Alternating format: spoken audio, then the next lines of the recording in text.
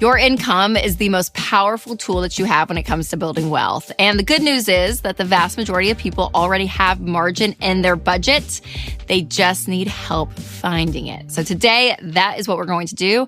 And I'm going to take you through the 24-hour Money Finder Challenge, because on average, people that complete this challenge find an extra $400 in their budget. But before we begin, make sure to click subscribe and share this episode with a friend. Now listen, anyone can create a monthly budget, but in order to be successful with it, you actually have to stick to it. So make sure to go download the EveryDollar app. So this is a budgeting app that is going to help you when it comes to your numbers and to know where your money's going. So in order to find the margin we were talking about earlier, you want to be able to build out what you spend every single month. In order to do that, a couple of things you want to do. First, you want to go back and look at last month's expenses.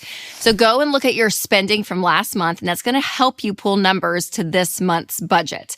Because again, you want to get this rough idea of like, hey, here's what I think we are spending in each category.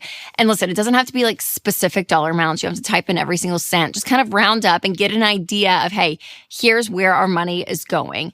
And so when you're able to look back at last month, remember though, the numbers you're pulling from last month is when you didn't have a budget. So as you're pulling them forward to this month, as you're creating your first budget, those numbers that you're putting in may be a little big. You know, when you're doing a budget, what you're going to realize is that you're going to be able to save money because you're purposeful with where your money's going. When you don't live with a budget, you're more natural to overspend and to go and just, spend where you want and when you want. But when you have a budget, it's actually a plan. So we do find that when people live on a budget, they actually save money and are able to cut back on some of those categories. So again, when you're looking at the budgets from the numbers you've already pulled from last month, put those in. But no, these are numbers from when you didn't have a budget. So the first area of the budget I want you to focus on, though, is food. So out of these food expenses, there's really three different categories. There's groceries. So again, you're going to go back and be like, okay, what did we spend on groceries, throughout the month? Second is restaurants. And this is where you're going to be going out to eat. So, and I would include, again, restaurants. This could be fast food. Anytime you're going out to eat, make sure to put that in the budget.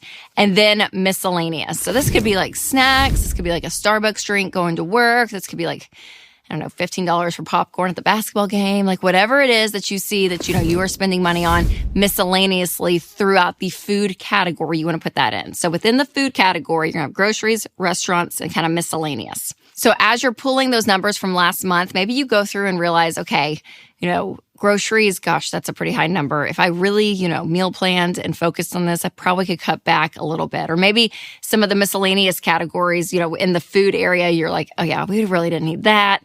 We probably got too much there. That could lower as well. So again, you're trying to find some margin on what you could be doing next month better than last month.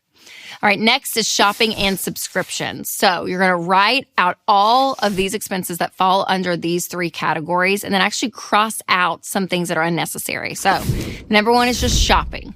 Think about all the Target purchasing you're doing. Maybe you saw some shoes on Amazon that you bought. Maybe it was some little treats. Like whatever is going on in the shopping part of your life, look at all those transactions from last month, add them up, but then go through and think, okay, I didn't really need that. Oh, I could have gone lower here, and find some margin there.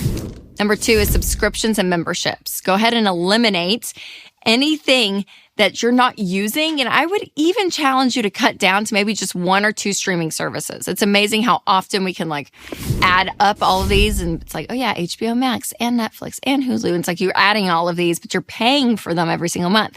So condense those down and say, hey, let's just try to do one or two streaming services. And then any memberships that you're not using, go ahead and cancel those and cross those out. There should be some margin in that category. Number three is miscellaneous in the shopping sphere of your life. So think, movies or concerts, sporting events, like anything that you went to or spent money on.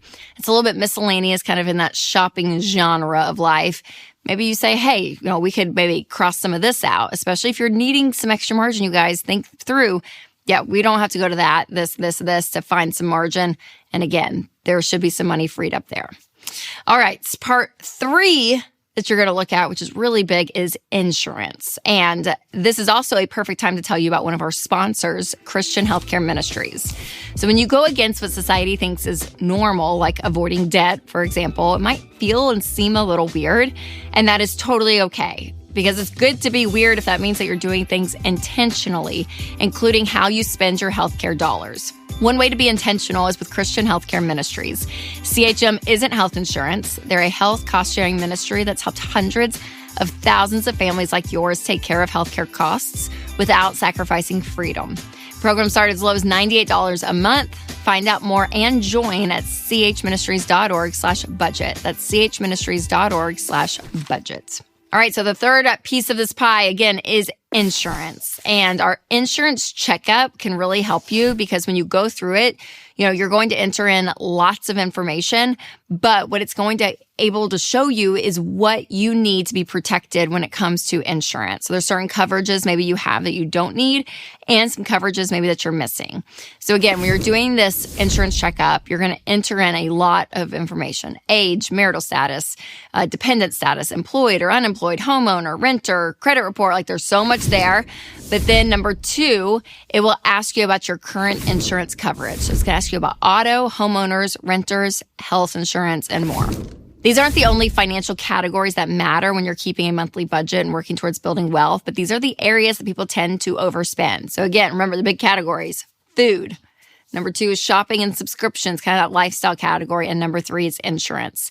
So when you tend to overspend on all those areas, it's hard to find margin. But when you tighten those up, you're going to find margin very, very quickly. Now, if you're following along and doing the 24-hour Money Finder Challenge with me, make sure to comment how much cash that you have been able to find, because it's been so fun hearing from you guys. And if you are just listening or observing and want to see your own results like this, make sure to click the link below to get started. All right, you guys, good luck creating some of that margin. And remember to take control of your money and create a life you love.